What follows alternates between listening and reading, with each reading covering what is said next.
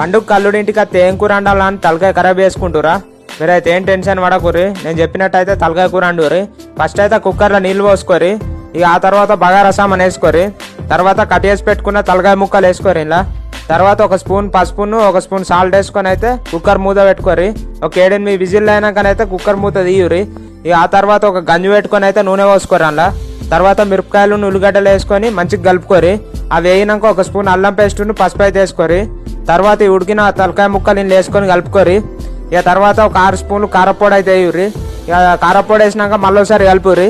తర్వాత మరిగిన నీళ్ళు ఉన్నాయిగా అవి అయితే పోసుకోరి. ఇక అది మరిగే టైంలోనైతే ఒక సాల్ట్ అయితే వేసుకోరి.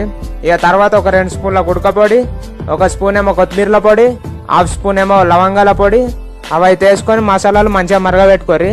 ఇక అదైతే కొద్దిగా చిక్క పడ్డాకనైతే ఇక లాస్ట్లోనైతే కొత్తిమీర వేసుకోరి. ఇక నా ఛానల్ని అయితే సబ్స్క్రైబ్ చేసుకోరి.